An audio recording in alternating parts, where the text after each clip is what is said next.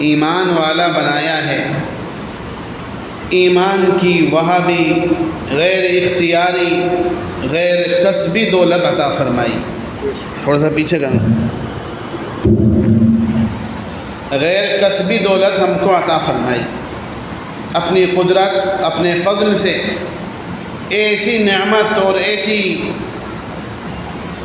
چیز عطا فرمائی ہے کہ انسان، اللہ اگر اس نعمت اور رحمت سے محروم کر دے، انسان اس کو کہیں سے حاصل نہیں کر سکتا، کہیں سے وہ چیز حاصل نہیں ہو سکتی۔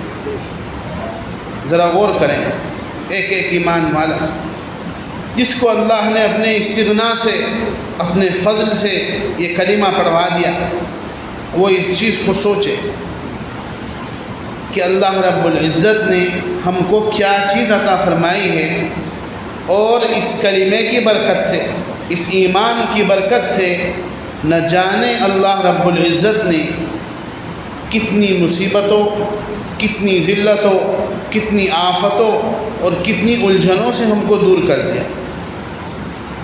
میرے محترم دوستو، اگر آپ غور کریں گے تو آپ کو معلوم ہوگا کہ اللہ رب العزت بالکل مستغنی ہے، اللہ رب العزت بالکل بے نیاز ہے، نہ انہیں ہمارے ایمان کی ضرورت، نہ انہیں ہماری عبادت کی ضرورت، نہ انہیں ہماری کسی چیز کی ضرورت۔ ذرا غور کیجئے، جس ذات کی عبادت ہم وقت فرشتے کر رہے ہوں، انبیاء، صلحاء اور خاص طور پر رحمت للعالمین جس کے سامنے سجدہ کر رہے ہوں، ساری رات رحمت للعالمین جس کے سامنے سجدے میں گزار رہے ہوں، ہماری 2 رکعت یہ ہماری عبادت اس ذات کے لیے کیا حیثیت رکھ سکتی ہے؟ ہماری 2 رکعت کا، ہماری 4 رکعت کا، یا ہماری کسی بھی عبادت کا اللہ رب العزت کے سامنے کیا حیثیت ہو سکتی ہے؟ یہ تو صرف اور صرف اس کا کرم ہے کہ اس نے ہمیں اپنے سامنے کھڑے ہونے کی توفیق عطا فرمائی۔ اللہ کا کرم اور احسان ہے کہ اس نے ہمیں اپنی عبادت کی توفیق عطا فرمائی۔ ایک نماز اگر اس نے پڑھوا دی تو اس کا کرم، اگلی نماز کے لیے دعا کریں، اے اللہ ہمیں آئندہ نمازوں کی بھی توفیق عطا فرما۔ یہ اللہ رب العزت کا فضل اور کرم ہے کہ اس نے ہم کو ایمان عطا فرمایا۔ اللہ رب العزت جسے چاہتے ہیں ایمان دیتے ہیں، جسے چاہتے ہیں ایمان سے محروم کر دیتے ہیں۔ ایمان دینے کے بعد، مسلمان بنانے کے بعد، اللہ رب العزت نے مزید ایک احسان یہ کیا ہم پر کہ جناب رسول اللہ صلی اللہ علیہ وسلم کا امتی ہم کو بنایا ہے۔ جناب رسول اللہ صلی اللہ علیہ وسلم جو آخری نبی ہیں، جو رحمت للعالمین ہیں، ان کا امتی ہم کو بنایا۔ نہ جانے کتنی امتیں اور کتنے رسول جناب رسول اللہ صلی اللہ علیہ وسلم سے پہلے تشریف لائے، کسی بھی شریعت میں ہم کو پیدا کر دیتے، کسی بھی شریعت کے ہم ماننے والے ہو جاتے، یہ بھی اللہ کا فضل ہوتا۔ لیکن اللہ رب العزت نے ہم پر مزید جو احسان کیا ہے وہ یہ کہ جناب رسول اللہ صلی اللہ علیہ وسلم کی امت میں ہم کو پیدا فرمایا۔ اور میرے محترم دوستو بزرگوں، ہماری جو شریعت جناب رسول اللہ صلی اللہ علیہ وسلم لے کر آئے ہیں، یہ انتہائی کامل، مکمل اور جامع شریعت ہے، آخری شریعت ہے اور جامع شریعت ہے، ایسی شریعت جو قیامت تک چلنے والی ہے۔ جناب رسول اللہ صلی اللہ علیہ وسلم نے ایک موقع پر ارشاد فرمایا، میں تمہارے پاس ایک ایسی شریعت لے کر آیا ہوں جو بالکل واضح اور روشن ہے، اس کا دن اور رات بالکل برابر ہے، ایسی شریعت میں تم کو دے کر جا رہا ہوں۔ اس لیے کہ اب کوئی نبی آنے والا نہیں ہے، ہمارے نبی آخری نبی ہیں، رحمت للعالمین ہیں، لہٰذا جو ہماری شریعت ہے یہ بھی کامل اور مکمل شریعت ہو، قیامت تک چلنے والی شریعت ہو۔ اور تمام نبیوں میں ہمارے نبی کون ہیں؟ رحمت للعالمین ہمارے نبی ہیں۔ تمام نبیوں کے سردار، اولین اور آخرین کے سردار ہمارے نبی ہیں، اور ہماری شریعت کامل اور مکمل شریعت ہے۔ لیکن ذرا غور کیجئے، جس امت کا نبی رحمت للعالمین ہو اور جس کی شریعت کامل اور مکمل ہو، 1400 سال میں امت اسلامیہ اور مسلمانوں کا جو حال اس صدی میں ہوا ہے، 1400 سال میں کبھی یہ حالت اور نوبت نہیں آئی۔ 1400 سال میں جو آپ حالات دیکھ رہے ہیں آج کل جن حالات سے ہم گزر رہے ہیں، جن حالات میں ہم صبح اور شام کر رہے ہیں، 1400 سال کے اندر ایسے حالات کبھی نہیں ہوئے۔ اور ذرا غور کیجئے، جتنی تعداد مسلمانوں کی اس زمانے میں ہے، اس دور میں ہے، افراد کے اعتبار سے ہو، طاقت کے اعتبار سے ہو، بادشاہت کے اعتبار سے ہو، مادی طاقتوں کے اعتبار سے ہو، 1400 سال میں کبھی اتنی بڑی تعداد نہیں ہوئی، اتنی بڑی طاقت نہیں ہوئی مسلمانوں کی۔ لیکن ان تمام چیزوں کے باوجود جتنی دشمنی اور جتنی پٹائی مسلمانوں کی اس زمانے میں ہو رہی ہے، 1400 سال میں کبھی ایسے حالات پیش نہیں آئے۔ کسی بھی خطے کا آپ حال معلوم کر لیجئے، بلکہ کہیے کسی بھی ملک کا حال معلوم کر لیجئے، آپ کو یہی چیزیں سامنے آئیں گی، یہی چیزیں واضح ہو کر سامنے آئیں گی۔ یہ غور و فکر کرنے کی چیز ہے کہ آج جس امت کا نبی بھی رحمت للعالمین اور جس کی شریعت بھی کامل اور مکمل ہو، کیا اس قوم کا حال ایسا ہونا چاہیے؟ کیا وہ قوم صبح اور شام اپنی اس حالت میں کرے جس حالت میں ہم کر رہے ہیں؟ یہ ہر ایک ایمان والے کو سوچنے اور فکر کرنے کی ضرورت ہے۔ اگر آپ سوچیں گے، فکر کریں گے، غور و فکر کریں گے، تو معلوم ہوگا بس ان تمام حالات اور ان تمام چیزوں کی ایک ہی وجہ ہے کہ جناب رسول اللہ صلی اللہ علیہ وسلم کی شریعت کو ہم نے چھوڑ دیا ہے، ان کے احکامات کو ہم نے بھلا دیا ہے، جو وہ تعلیمات، جو وہ چیزیں لے کر آئے تھے، ہم نے ان کو بھلا دیا ہے، ہم نے ان پر عمل کرنا چھوڑ دیا۔ اسی وجہ سے یہ حالات اور یہ چیزیں ہمارے سامنے آ رہی ہیں۔ جو ہماری کامیابی، ہماری ترقی، ہماری نجات کا چیز اور ذریعہ تھی، ہم نے اسی چیز کو بھلا دیا، لہذا وہ حالات اور وہ چیزیں سامنے آ رہی ہیں جو 1400 سال میں آج تک سامنے نہیں آئیں۔ جناب رسول اللہ صلی اللہ علیہ وسلم ایسی شریعت لے کر آئے ہیں جس میں ایک ایک چیز واضح ہے، ایک ایک چیز بیان کر کر جا رہے ہیں۔ اس امت کا اگر کوئی بادشاہ ہے تو اس کو حکمرانی کا طریقہ بتا کر جا رہے ہیں۔ اس امت میں کوئی وزیر ہے تو اس کو اس کا طریقہ بتا کر جا رہے ہیں۔ اس امت میں کوئی حاکم ہے تو اس کو اس کا طریقہ بتا کر جا رہے ہیں۔ اس امت میں اگر کوئی عام آدمی ہے تو اس کو زندگی گزارنے کا طریقہ بتا کر جا رہے ہیں، حتیٰ کہ یہ تک بتا کر جا رہے ہیں کہ آدمی کو بیت الخلاء میں کس طرح داخل ہونا ہے اور کس طرح نکلنا ہے، کھانا کس طرح کھانا ہے، کس طرح ختم کرنا ہے، ایک ایک چیز بیان کر کر جا رہے ہیں، کھول کر بیان کر رہے ہیں۔ اس لیے کہ حضرت کے بعد اب کوئی نبی آنے والا نہیں، کسی قسم کا ابہام، کسی قسم کی پوشیدگی، کسی قسم کی پوشیدگی باقی نہ رہے، ایک ایک چیز کو بیان کر کر جا رہے ہیں۔ والدین کا اولاد پر کیا حق ہے، اولاد کا والد پر کیا حق ہے، بیوی کا شوہر پر کیا حق ہے، شوہر کا بیوی پر کیا حق ہے، تاجر کا کیا حقوق ہیں، سامان خریدنے والے کے کیا حقوق ہیں، ایک ایک چیز بیان کر کر جا رہے ہیں۔ بس ضرورت اس بات کی ہے کہ ہم ان کو تلاش کریں، اس کے مطابق اپنی زندگی گزارنے کی کوشش کریں۔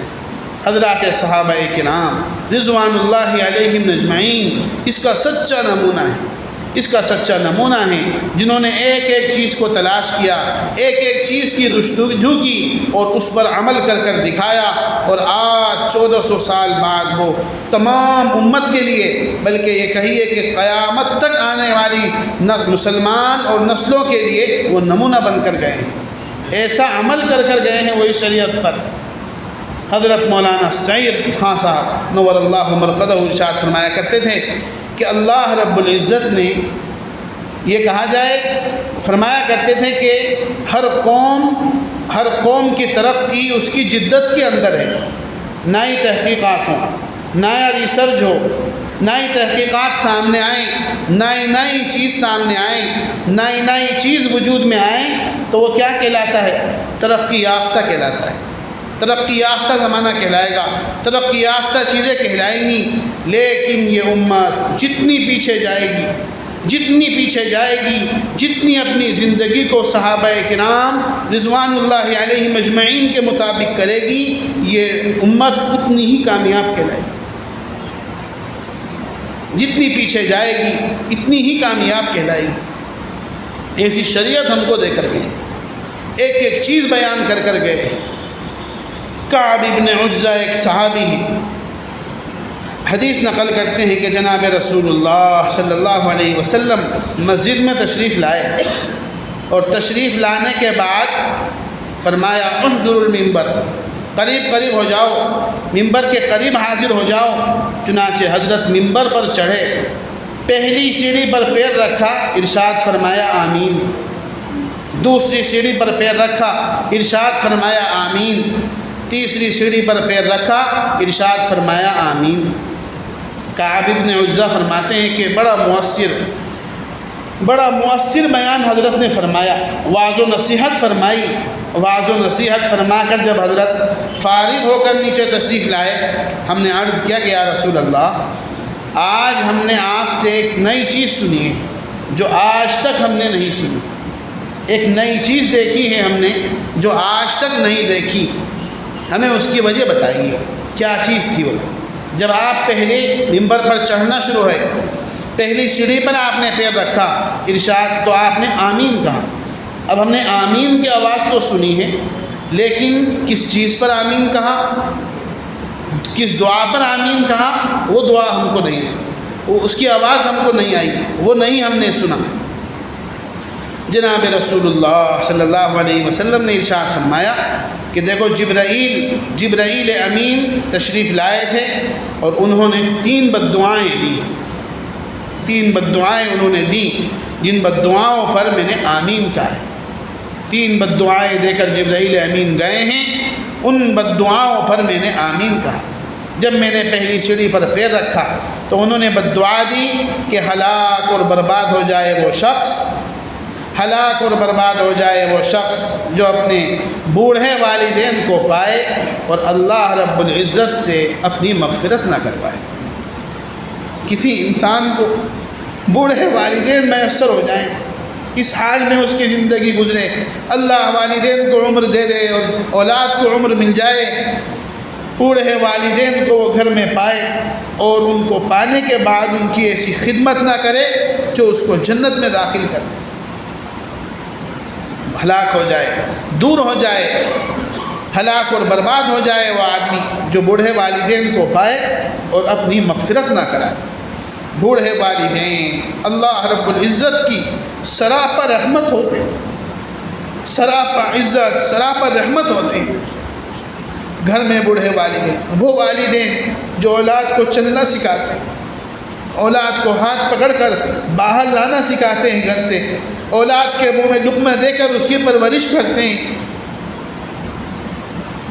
اس کو بڑا کرتے ہیں، وہ والدین گھر میں موجود ہو اور خدا نہ خواستہ انسان ناقدری کرے اور اپنے آپ کو جنت کا مستحق نہ بنائے، ایسا شخص ہلاک اور برباد ہو جائے۔ ہمارے حضرت شیخ مولانا یونس صاحب نور اللہ مرقدہ فرمایا کرتے تھے اکثر کہ والدین ایک ایسی چیز ہے، بوڑھے والدین ایک ایسی نعمت ہے اللہ رب العزت کی کہ انسان ان کی خدمت کر کر وہ مقام اور وہ مرتبہ حاصل کر سکتا ہے، چند سالوں اور چند مہینوں میں وہ مقام حاصل کر سکتا ہے جس کے حاصل کرنے میں صدیاں اور مدتیں لگ جاتی ہیں، جس کے حصول میں مدتیں بلکہ کہیے عمریں گزر جاتی ہیں، عمریں۔ بوڑھے والدین کی خدمت کر کر انسان اس مقام کو چند مہینوں میں کہیے چند ہفتوں میں حاصل کر سکتا ہے۔ یہ ہمارے حضرت شیخ اپنے جملہ متعلقین کو نصیحت فرمایا کرتے تھے اس چیز کی۔ کتب احادیث میں آپ دیکھیں گے، خاص طور پر کلام پاک کے اندر اللہ رب العزت والدین کے ساتھ حسن سلوک کا حکم دے رہے ہیں، تاکید کر رہے ہیں۔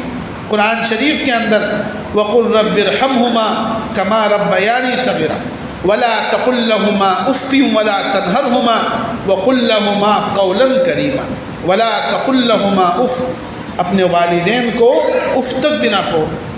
کوئی بوڑھے والدین ہوتے ہیں، بار بار ایک چیز کہنے کی عادت، بار بار ان کی زبان پر ایک چیز آتی ہے۔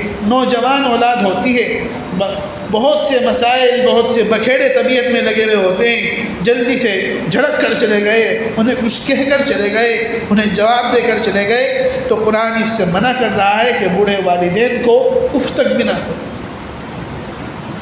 ہمارے محاورے میں کہہ لیجیے کیا ہے، اتنا جملہ بھی اپنے والدین کو کہنا چاہیے۔ علی رضی اللہ تعالیٰ عنہ اس کی تفسیر میں لکھتے ہیں کہ اگر والدین کی نافرمانی میں اف سے چھوٹا جملہ ہوتا، اس سے چھوٹا جملہ اگر کوئی ہوتا تو اللہ رب العزت اس سے بھی منع فرماتا۔ سب سے چھوٹا جملہ حقوق الوالدین اور حق الوالدین میں یہ ہے کہ اولاد اپنے باپ کو اف کہے، اس سے بھی ممانعت آئی، اس سے بھی منع کیا گیا ہے ہم کو کہ اپنے والدین کو اف نہ کہے۔ وَقُلْ رَبِّ ارْحَمْهُمَا كَمَا رَبَّيَانِي صَغِيرًا، اور ان کے لیے دعا کرے کیسی، اے اللہ ان پر ایسا رحم فرما، کما ربیانی صغیرا، جیسا کہ انہوں نے میری بچپن کے حالت میں تربیت کی، مجھ پر رحم فرمایا ہے۔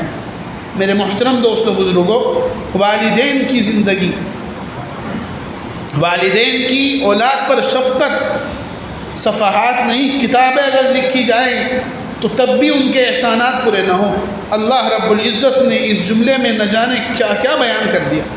وَقِلْ رَبِّ ارْحَمْهُمَا كَمَا رَبَّيَانِي صَغِيرًا، ارے جب تم چھوٹے سے تھے، جو انہوں نے معاملہ تمہارے ساتھ ان ایام میں کیا ہے، تم ان کے ساتھ وہ معاملہ کرو، یہ فرمانے۔ ذرا غور کر لیجیے، ہمیں والدین بھی موجود ہیں، ہمیں بچے بھی موجود ہیں، سب موجود ہیں، کس طرح مائیں بچوں کو پالتی ہیں، کس طرح مائیں بچوں کو پالتی ہیں، کن کن حالات سے گزر کر بچے اپنے والدین اپنے بچوں کو بڑا کرتے ہیں۔ سارے دن کی بھوکی پیاسی ماں کچن میں لگی ہوئی ہے، نہ جانے کتنی مصروفیات میں ہے، روزے کی حالت میں ہے، صبح سے بھوکی حالت میں ہے، روزے کا وقت ہوا بچے نے رونا شروع کر دیا، روزے کا وقت ہوا بچے کو کوئی حاجت ہو گئی، ساری چیزیں چھوڑ کر ماں بچے کی طرف بھاگ جاتی۔ اس حالت میں، اس انداز میں صبح کا تھکا ہوا باپ آیا ہے، سارے دن کام پر مصروف ہے، صبح سے لگا ہوا ہے، گھر آ کر معلوم ہوا کہ بھائی آج تو بچہ بیمار ہے، صاحبزادے بیمار ہیں، تکلیف کی حالت میں ہی ساری تھکان چھوڑ کر بازار ڈاکٹر کے یہاں نکل جاتا ہے، اس سے رہا ہی نہیں جا سکتا۔ ایسا اللہ رب العزت نے والدین کو بنایا ہے، جو اپنی اولاد کو ہاتھ پکڑ کر شفقتوں کے ساتھ، محبتوں کے ساتھ ان کی تربیت کرتے ہیں، انہیں بڑا کرتے ہیں۔ میرے محترم دوستو بزرگوں، والدین کا حق انسان کبھی ادا نہیں کر سکتا، یہ ایسی نعمت اللہ رب العزت نے عطا فرمائی ہے۔ جتنا ہو سکے والدین کے ساتھ حسن سلوک کرنا، ان کے ساتھ اچھا معاملہ کرنا، والدین کے ساتھ۔ روایت میں آتا ہے کہ عبداللہ ابن عمر ایک مرتبہ طواف کر رہے تھے، بیت اللہ کا طواف کر رہے تھے، ان کے شاگرد ان کے ساتھ طواف کر رہے ہیں۔ دیکھتے کیا ہے کہ ایک بوڑھا انسان اپنی والدہ کو اپنے کندھے پر بٹھائے ہوئے بیت اللہ کا طواف کرا رہا ہے، بیت اللہ کا چکر کٹا رہا ہے اپنی بوڑھی ماں کو، اور خوشی میں یہ اشعار پڑھ رہا ہے، انی لہا بعیرہا المزلل، انی لہا بعیرہا المزلل، ان ازعرت رکابہا لم ازعر، ان ازعرت رکابہا لم ازعر، یہ اشعار پڑھ رہا ہے۔ کہ اللہ نے اس ماں کے لیے ایک سواری بنائی ہے، انی لہا بعیرہا المذلل، اس ماں کی اللہ تعالیٰ نے ایک فرما بردار سواری بنائی ہے، اور ایسی فرما بردار سواری کہ اگر اس کو بتکایا جائے، اس کو گھبرایا جائے تو وہ نہ بتکے، یعنی اتنی مطیع اور فرما بردار سواری بھی دی۔ اور خوشی میں یہ اشعار پڑھ رہا، بیت اللہ کا طواف کرا رہا ہے ماں کو کندھے پر۔ عبداللہ ابن عمر بھی دیکھ رہے ہیں اسے، ان کے شاگرد بھی دیکھ رہے ہیں۔ تحیۃ الطواف پڑھی عبداللہ ابن عمر نے، اس کے بعد گھر تشریف لے گئے۔ شاگرد نے عرض کیا کہ حضرت آج تو بڑی عجیب چیز دیکھی، حرم شریف میں عجیب چیز دیکھی ہے، بوڑھی ماں کو اپنی طواف کرا رہا ہے اور ایسے ایسے اشعار پڑھ رہا تھا، دیکھ کر خوش ہو گیا، دل خوش ہو گیا۔ آپ یہ بتائیے کہ اس نے اپنی ماں کا حق ادا کر دیا ہے نہیں؟ بیت اللہ کا طواف کرا کر بوڑھی ماں کا حق ادا کر دیا ہے نہیں؟ اللہ اکبر۔ عبداللہ ابن عمر نے کیا ارشاد فرمایا؟ ارشاد فرمایا، یہ پوچھ رہے ہو کہ اس نے اپنی ماں کا حق ادا کر دیا ہے نہیں؟ ارے اس کی ولادت کے وقت، اس کی پیدائش کے وقت اس کی ماں کو جو تکلیف ہو رہی تھی، اس کی ماں جو تکلیف اٹھا رہی تھی، اور اس تکلیف میں جو اس کی کیفیت ہو رہی تھی، اور اس کیفیت میں جو بار بار سانس لے رہی تھی، اس ایک سانس کا حق بھی اس نے ادا نہیں کیا، اس ایک سانس کا بھی حق اس شخص نے ادا نہیں کیا۔ یہ میں والدین کا حق میرے محترم دوستو بزرگوں، یہ ہماری شریعت ہے جو میں آپ کو بتا رہا ہوں۔ جناب رسول اللہ صلی اللہ علیہ وسلم اور ان کے اصحاب یہ ہمیں تعلیمات دے رہے ہیں، صبح اور شام ایک ایمان والا کس طرح کرے، کس کا کیا مقام ہے، کس کا کیا حق ہے، کس کو کیا حق دینا ہے۔ جناب رسول اللہ صلی اللہ علیہ وسلم یہ ہم سب کو بتا کر جائیں، جس سے آج ہماری تقریباً 99% کہیے 99% قوم ناآشنا ہے۔ والدین کے ساتھ کیا معاملہ کرنا ہے کسی کو کچھ نہیں معلوم۔ یہ حالات جو جناب رسول اللہ صلی اللہ علیہ وسلم اور ان کے اصحاب بتا کر جا رہے ہیں، بے شمار واقعات آپ کو اس قسم کے مل جائیں گے۔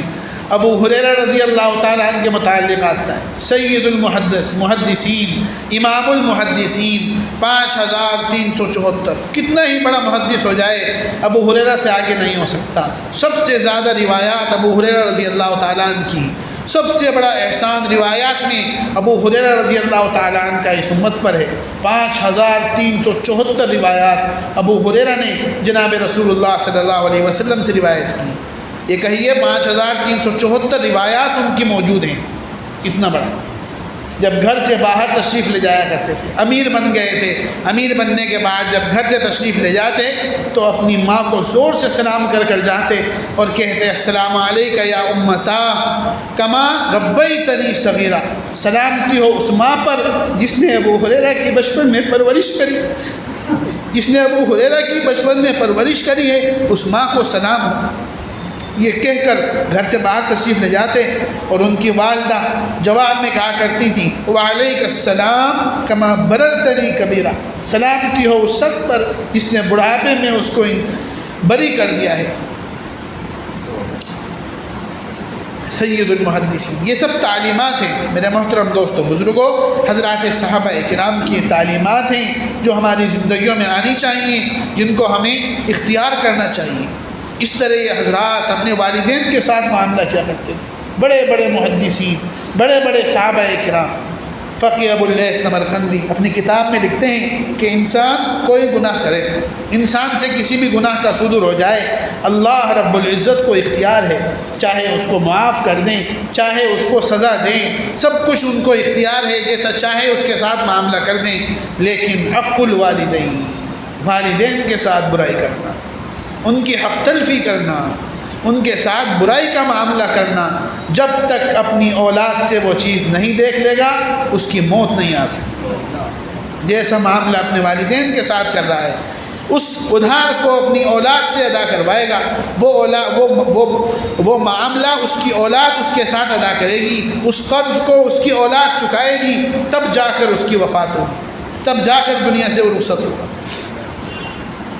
فقی ابو اللیث سمرقندی نے لکھا، اور ایک واقعہ لکھا ہے اس کے ساتھ ایک واقعہ لکھا ہے کہ ایک بوڑھا شخص ایک بوڑھے شخص کو میں نے دیکھا، ایک دہلیز کا دروازہ کھلا، ایک گھر کا دروازہ کھلا، ایک نوجوان آدمی، ایک نوجوان ہٹا کٹا آدمی ایک بوڑھے شخص کو کھینچتا ہوا اس دروازے سے باہر لے کر آیا اور گھسیٹتا ہوا اس مکان کے سامنے جو گلی آ رہی تھی، گھسیٹتا ہوا اس گلی سے باہر تک لے گیا۔ میں بے بسی کے عالم میں اس شخص کو دیکھتا رہا۔ میں اس نوجوان کو دیکھ کر اتنی ہمت اور طاقت نہیں بنی کہ میں اس کی مدد کر سکوں۔ گلی کا جب تقریباً آدھا حصہ گزر گیا تو اس بوڑھے والد نے چیخنا شروع کر دیا، زور زور چلانا شروع کر دیا اس بوڑھے والد نے، جس کی وجہ سے لوگ اکٹھے ہوئے اور میں بھی آگے بڑھ گیا اس کی مدد کے لیے، اس کو چھٹانے کے لیے۔ اس نوجوان سے لوگ جمع ہوئے، بھیڑ اکٹھی ہوئی، بوڑھے کو اس نوجوان نے چھوڑ دیا، ہاتھ چھوڑ دیا اس کا۔ چنانچہ اس بوڑھے کو کھڑا کیا۔ ایک شخص نے اس سے سوال کیا کہ تم وہاں سے گھسٹتے آ رہے ہو، وہاں سے تم یہاں تک گھسٹتے ہوئے آئے، تم نے شور نہیں مچایا، تم نے کوئی فریاد نہیں کری، تم نے کسی کو نہیں پکارا، اس مقام پر آ کر تم نے کیوں چیخنا شروع کیا؟ پہلے سے چیختے تو پہلے تمہاری کوئی مدد کو آ جاتا، اس جگہ تم نے چیخنا شروع کیا تو لوگ تمہاری مدد کو آئے۔ تو وہ بوڑھا شخص رونے لگا، کہنے لگا مجھے وہ زمانہ یاد آ گیا کہ میں نوجوان تھا، میرا بوڑھا باپ اس گھر میں موجود تھا، میں اس سے ایک بات پر ناراض ہو گیا تو اس دروازے سے میں اس کو کھینچتا ہوا اس جگہ تک لے کر آیا تھا۔ یہاں لا کر میں نے اس بوڑھے والد کو چھوڑا تھا۔ مجھے وہ وقت یاد آ گیا، اس کو دیکھ کر غیر اختیاری طور پر میری چیخ نکل گئی۔ فقیہ ابو اللیث سمرقندی فرماتے ہیں جو اولاد اپنے باپ کے ساتھ، اپنے والدین کے ساتھ حسن سلوک نہ کرے، وہ اپنی اولاد سے کسی قسم کے حسن سلوک کی توقع مت رکھے۔ ہو ہی نہیں سکتا والدین کے ساتھ برائی کرنے کے بعد اس کی اولاد اس کے ساتھ اچھا معاملہ کرے۔ میرے محترم دوستو بزرگوں، والدین کے ساتھ حسن سلوک کرنا، ان کے ساتھ اچھا معاملہ کرنا ہماری شریعت کا حکم ہے۔ جناب رسول اللہ صلی اللہ علیہ وسلم نے اس کی ہم کو تاکید فرمائی۔ ایک موقع پر ارشاد فرمایا کہ گناہ کبیرہ سے بچو، گناہ کبیرہ شمار فرمائے، ان سے منع کیا تو اس میں حقوق الوالدین کو شمار فرمایا۔ کبائر میں، گناہ کبیرہ میں جو چیزوں کو شمار فرمایا تو والدین کے ساتھ نافرمانی کرنا اس میں شمار فرمایا ہے۔ لہذا جتنا ہو سکے والدین کے ساتھ حسن سلوک کرنا، ان کے ساتھ اچھا معاملہ کرنا، یہ ہماری شریعت کی تعلیمات ہیں، ہماری شریعت کی تعلیم ہے، اور انسانیت کا بھی یہی تقاضا ہے کہ والدین کے ساتھ انسان حسن سلوک کرے۔ یہی چیز جناب رسول اللہ صلی اللہ علیہ وسلم جس پر آمین کہہ رہے ہیں، حضرت شیخ مولانا زکریا صاحب نور اللہ مرقدہ وہ فرمایا کرتے تھے کہ جبرائیل امین کی بد دعا کیا کم تھی، رحمت للعالمین کی آمین نے اس کو کس قدر خطرناک اور کتنا سخت بنا دیا ہے۔ جبرائیل امین بد دعا دے رہے ہیں، اور ایسی ذات رحمت للعالمین جس نے پتھر کھانے کے بعد، جس نے تکلیفیں برداشت کرنے کے بعد، جس نے تمام مصیبتیں اور مشکلیں برداشت کرنے کے بعد کسی کو بد دعا نہیں دی، اس بد دعا پر آمین کہہ رہے ہیں۔ اس سے زیادہ ہولناکی اور پختگی کس چیز میں ہو سکتی؟ دوسری چیز جناب رسول اللہ صلی اللہ علیہ وسلم نے ارشاد فرمائی کہ ہلاک اور برباد ہو جائے وہ آدمی جس کے سامنے میرا تذکرہ کیا جائے، جس کے سامنے میرا ذکر کیا جائے اور وہ مجھ پر درود نہ بھیجے، جس پر وہ مجھ پر درود نہ بھیجے۔ ہلاک اور برباد ہو جائے وہ آدمی جس کے سامنے میرا ذکر کیا جائے اور وہ مجھ پر درود نہ بھیجے۔ ابن قیم نے لکھا ہے کہ اگر انسان اپنے سانس کے بقدر جناب رسول اللہ صلی اللہ علیہ وسلم پر درود بھیجے تب بھی ان کے حق کو ادا نہیں کر سکتا۔ 2 مرتبہ سانس آتا ہے، باہر لیتا ہے سانس، اندر لیتا ہے سانس، آدمی 1 مرتبہ سانس اندر لیتا ہے، 1 مرتبہ سانس باہر لیتا ہے۔ ابن قیم نے لکھا ہے کہ اگر اپنے سانس کے بقدر بھی جناب رسول اللہ صلی اللہ علیہ وسلم پر درود بھیجے تب بھی جناب رسول اللہ صلی اللہ علیہ وسلم کے حق کو ادا نہیں کر سکتے۔ اتنے احسانات جناب رسول اللہ صلی اللہ علیہ وسلم کے ہم پر ہیں، اس امت پر ہیں۔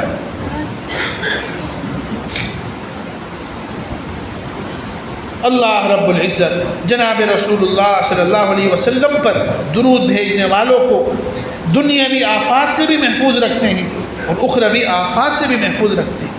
جو آدمی جناب رسول اللہ صلی اللہ علیہ وسلم پر درود بھیجتا ہے، اللہ رب العزت اس کو دنیاوی آفات سے بھی محفوظ رکھتے ہیں اور اخروی آفات سے بھی اس کو بچا کے رکھتے ہیں۔ ایسی چیز حضرت شیخ مولانا زکریا صاحب نور اللہ مرقدہ فرمایا کرتے تھے، جب بھی مجھے کسی کام میں مشکل ہوتی ہے، جب بھی مجھے کسی کام میں دقت ہوتی ہے، میرا کوئی کام اٹک جاتا ہے، تو میں صرف اور صرف اپنے درود شریف کی مقدار بڑھا دیتا ہوں۔ میں جتنا درود پڑھتا ہوں اس کی مقدار بڑھا دیتا ہوں، اللہ رب العزت اس کی برکت سے میری وہ الجھن دور کر دیتی، میری وہ پریشانی دور کر دیتی۔ ایسی چیز جناب رسول اللہ صلی اللہ علیہ وسلم پر درود بھیجنا ایسی چیز۔ ابی ابن کعب ارشاد فرماتے ہیں کہ میں جناب رسول اللہ صلی اللہ علیہ وسلم کی خدمت میں حاضر ہوا اور عرض کیا، یا رسول اللہ، میں نے اپنے دن کے اندر کچھ معمولات کا وقت رکھا ہے، میں اس اوقات کے اندر آپ پر درود بھیجنا چاہتا ہوں۔ مثال کے طور پہ سارے دن میں نے 1 گھنٹہ مثال کے طور پر فرض کیجئے آپ پر اپنی عبادات کا متعین کیا ہے، اپنے اوراد اور اشغال کا متعین کیا ہے، میں چاہتا ہوں کہ اس 1 گھنٹے کے اندر یا اس وقت میں سے آپ پر درود بھیجنا چاہتا ہوں، کتنا بھیجا کروں؟ آپ اس کی کچھ تعیین کر دیں، اس طرح کچھ رہنمائی کر دیں، اور اگر میں اس میں سے ایک حصہ درود شریف کا بنا لوں تو کیا کافی ہو جائے گا؟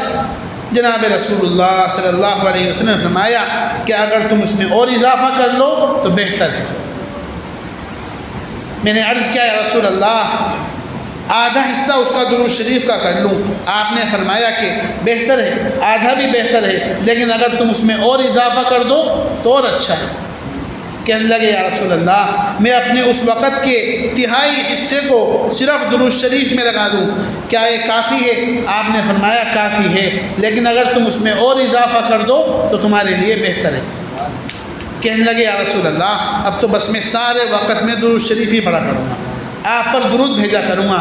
جناب رسول اللہ صلی اللہ علیہ وسلم نے ارشاد فرمایا، اذن تکفی ہمک ویغفر لک ذنبک، اگر تم ایسا کرو گے تو تمہارے تمام ہموم کے لیے، تمام الجھنوں کے لیے، تمام مشکلوں کے لیے کفایت کر جائے گا، ویغفر لک ذنبک، اور آخرت میں بھی تم کو نجات دلا دے گا۔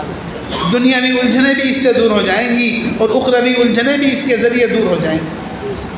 ایسی چیز لکھا ہے حضرت شیخ مولانا زکریا صاحب نور اللہ مرقدہ نے، ایک شخص کا موت کا وقت آ گیا، آخری وقت چل رہا تھا، نزاع کی کیفیت چل رہی تھی۔ ایک صاحب ان کی خدمت میں حاضر ہوئے اور کہنے لگے کہ ہم نے سنا ہے جب موت کا وقت آتا ہے موت کی بہت سختی ہوتی ہے، زبان سخت ہو جاتی ہے، زبان میں موت کی کڑواہٹ محسوس ہوتی ہے، تم کیسا محسوس کر رہے ہو؟ بتاؤ تمہاری کیا کیفیت ہے، کیا حالت ہے تمہاری موت کے وقت؟ کہنے لگے، بھائی، جو آدمی جناب رسول اللہ صلی اللہ علیہ وسلم پر درود بھیجتا ہے اس کو کوئی موت کی تکلیف نہیں ہوتی، اس کو کوئی موت کی پریشانی نہیں ہوتی۔ نہ مجھے موت کی کوئی تکلیف ہو رہی ہے، نہ میں موت کی کوئی سختی محسوس کر رہا ہوں، میں تو اپنی نارمل، اپنے معمول کی حالت پر۔ میرے محترم دوستو، بزرگوں، اللہ رب العزت نے کتنی عبادتیں متعین کی ہیں، کتنی عبادات کا ہم کو حکم دیا ہے۔ اللہ رب العزت نے نماز کا حکم دیا ہے، اللہ رب العزت نے روزے کا حکم دیا ہے، اللہ رب العزت نے زکوٰۃ کا حکم دیا ہے، اللہ رب العزت نے نہ جانے کتنی چیزوں کا حکم دیا ہے، اور حکم دیا ہے بس، لیکن کسی چیز میں یہ حکم نہیں فرمایا، یہ نہیں کہا کہ میں بھی یہ عبادت کرتا ہوں، اے ایمان والو تم بھی عبادت کرو۔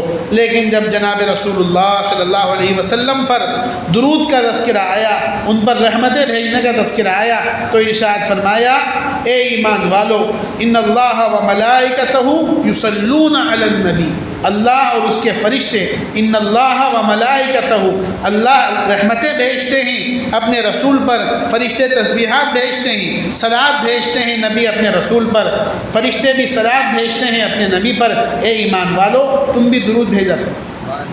حضرات محدثین نے لکھا ہے کہ درود شریف کے لیے تو بس یہی ایک چیز کافی ہے، اس کی فضیلت کے لیے تو بس اتنا ہی کافی ہے، آدمی اسی چیز پر کفایت کر لے کہ اللہ رب العزت اس عمل کے اندر ہمارے ساتھ شریک ہے۔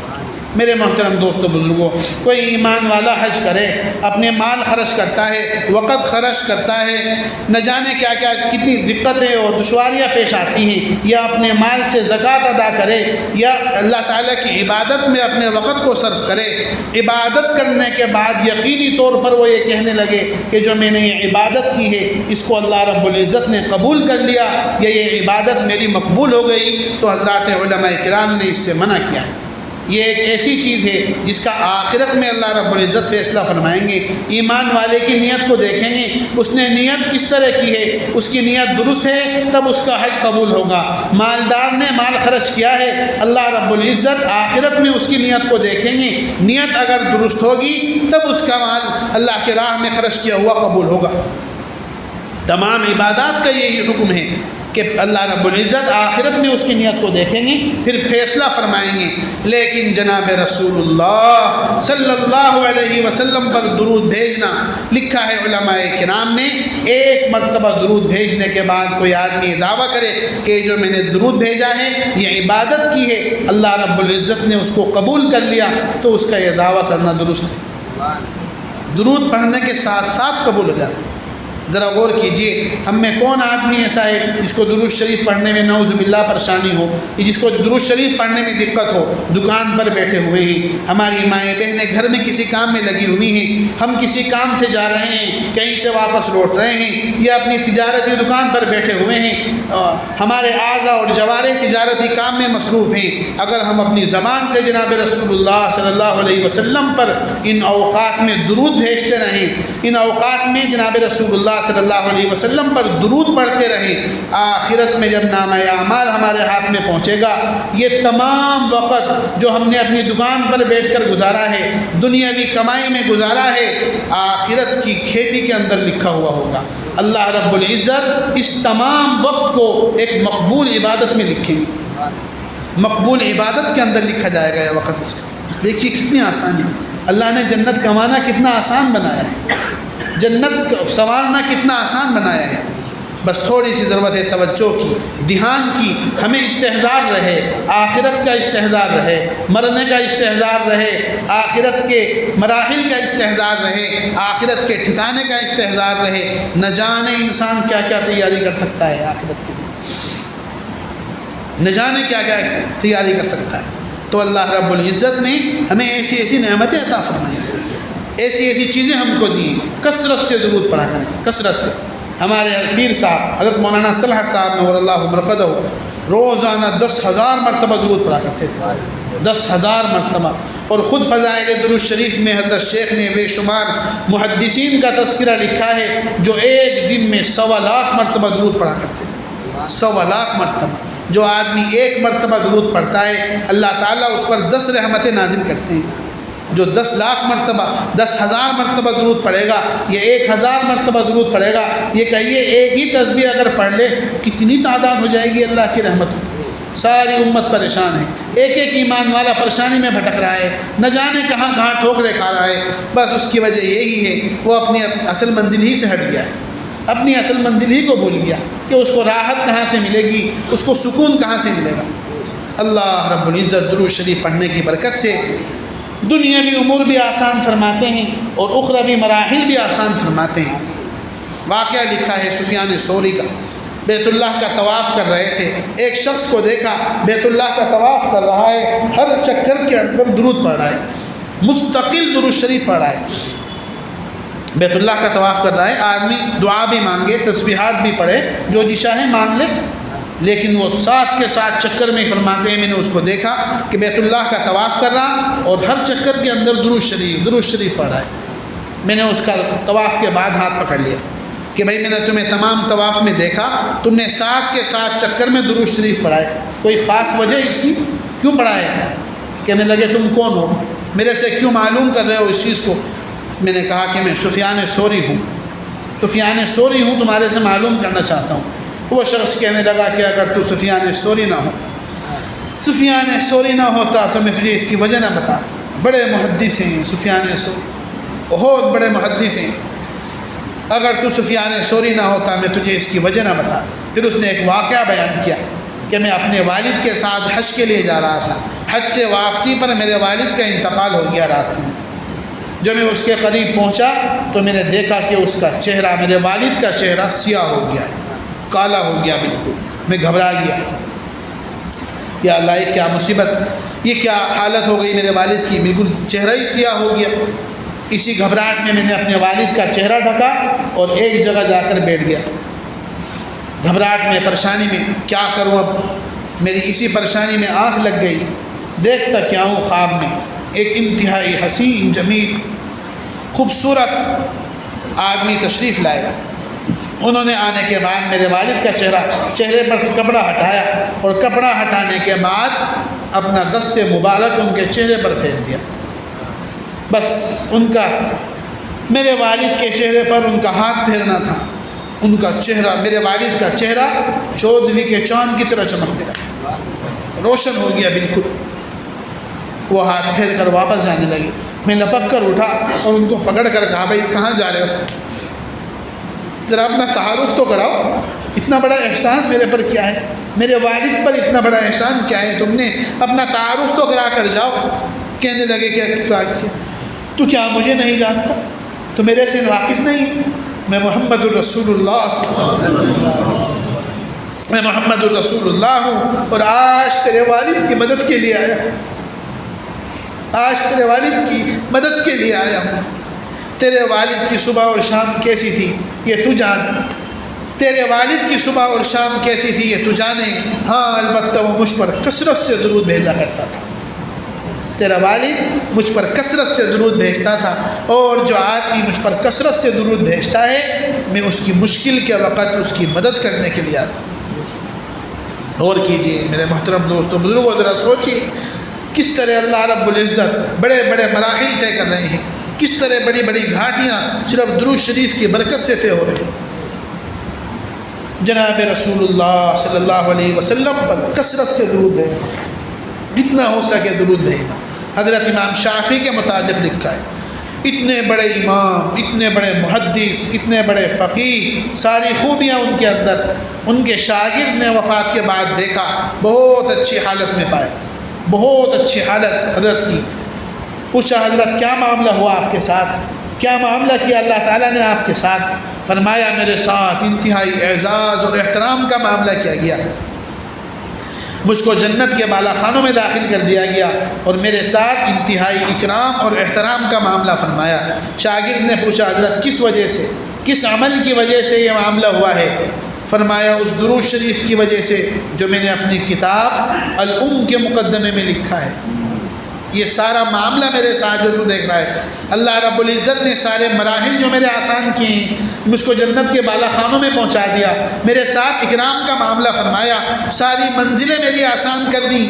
یہ اس درود شریف کی برکت ہے جس کو میں نے اپنی کتاب الام کے مقدمے میں لکھا ہے. شاگرد نے الام کا مقدمہ دیکھا تو اس میں حضرت کا ایک درود شریف پایا جس کو حضرت امام شافعی پڑھا کرتے تھے. اللہم صلی علی محمد کلما ذکرہ الذاکرون وصلی علی محمد کلما غفل عن ذکرہ الغافلون. 4 الفاظ 5 الفاظ ہیں صرف. اتنا بڑا امام، ساری زندگی جس نے اطاعت میں گزار دی، ساری زندگی جس نے اتباع سنت میں گزار دی، ساری زندگی جس نے دینی خدمات میں گزار دی، اللہ رب العزت ایسے فقیہ اور محدث کی مغفرت کر رہے ہیں تو صرف اور صرف درود شریف کی وجہ سے. ایک درود شریف کی وجہ سے اللہ نے مجھے معاف کر دیا. میرے محترم دوستوں بزرگوں، کثرت سے درود بھیجنا جس طرح ہو سکے بسہولت. اپنے گھروں میں بھی معمول بنائیں، درود شریف پڑھنے کا معمول بنائیں اپنے گھروں میں، اپنی مستورات میں، اور خود بھی اجتماعی طور پر ہو، انفرادی طور پر ہو، جتنا ہو سکے کثرت سے درود پڑھا کریں. خاص طور پر جمعہ کے دن، شب جمعہ کے اندر جناب رسول اللہ صلی اللہ علیہ وسلم نے ارشاد فرمایا ہے اکثر الصلاۃ علیہ یوم الجمعہ، کہ جمعہ کے دن مجھ پر کثرت سے درود بھیجا کرو. حضرت شیخ مولانا زکریا صاحب نور اللہ مرقدہ نے لکھا ہے کہ اللہ رب العزت جمعہ کے دن درود شریف کا ثواب مزید بڑھا دیتے ہیں. 70 گنا کر دیا جاتا ہے۔ اول تو ثواب ہے ہی نیتوں پر، الحسنۃ بعشر امثالها الی 700 ضعف الا ان یتجاوز اللہ عنہا، کہ نیکی کا معاملہ تو یہ ہے اللہ رب العزت جتنا چاہے ثواب دینے انہیں اختیار ہے، لیکن عمومی طور پر جمعے کے دن درود شریف کا ثواب بڑھا دیا جاتا ہے۔ جس ایمان والے نے 1 مرتبہ درود پڑھا اس کے نامہ اعمال میں 70 مرتبہ لکھا جاتا ہے۔ دیکھیے کیسی کیسی رحمت ہے اللہ رب العزت کی، لہٰذا جتنا ہو سکے کثرت سے درود پڑھنا۔ وصلی اللہ علی النبی الامی، مختصر سا درود شریف ہے، نسائی حدیث شریف کی کتاب میں انہی الفاظ کے ساتھ آیا ہے۔ اور افضل درود شریف تو ہمارے یہاں وہ ہے جو نماز میں پڑھا جاتا ہے، لیکن یہ ایک ایسا درود شریف ہے جس کو چلتے پھرتے اپنے مشاغل اور مصارف کے ساتھ انسان آسانی سے پڑھ سکتا ہے، لہٰذا کثرت سے اس درود شریف کا ورد کریں، اپنے گھروں میں معمول بنائیں اس کا۔ تیسری چیز جناب رسول اللہ صلی اللہ علیہ وسلم نے ارشاد فرمائی، ہلاک اور برباد ہو جائے وہ آدمی جو ماہ مبارک کو پائے اور اللہ رب العزت سے اپنی مغفرت نہ کرائے، رمضان المبارک کا مہینہ پائے اور اللہ رب العزت سے اپنی مغفرت نہ کرائے۔ اللہ کی رحمتیں بارش کی طرح برستی ہیں، بہانہ تلاش کرتی ہیں ماہ مبارک میں، رحمتیں نازل ہوتی ہیں۔ حضرت مجدد الفسانی نور اللہ مرقدہ رمضان کے متعلق فرمایا کرتے تھے کہ رمضان میں اللہ تعالیٰ کی رحمتیں کس طرح نازل ہوتی ہیں، سارے سال کی رحمتیں جو اللہ رب العزت اپنے خاص بندوں پر نازل کرتے ہیں، سارے سال کی رحمتوں کو جمع کر لیا جائے، جتنی ساری سال رحمتیں نازل ہوتی ہیں، رمضان المبارک کے ایک لمحے میں اتنی رحمتیں نازل ہوتی ہیں، ایک لمحے میں اس طرح برستی ہیں رحمتیں۔ ماہ مبارک آنے والا ہے، ماہ مبارک کی بھی تیاری رہے، انسان اپنے آپ کو ماہ مبارک کے لیے تیار رکھے۔ جناب رسول اللہ صلی اللہ علیہ وسلم کی ایک ایک تعلیمات ایسی ہی مبارک تعلیم ہے میرے محترم دوستو، بزرگوں ان کو سیکھنا، اپنی طلب اور شوق سے ان کو پڑھنا، تعلیم کا اہتمام کریں اور جس طرح ہو سکے ان کو سیکھنے کا اہتمام کریں۔ اللہ تعالی عمل کرنے کی توفیق عطا فرمائے، کثرت سے درود شریف پڑھنے کی توفیق عطا فرمائے۔ سبحان اللہ وبحمدہ، سبحانک اللہم وبحمدک، نشہد ان لا الہ الا انت، نستغفرک و نتوب الیک۔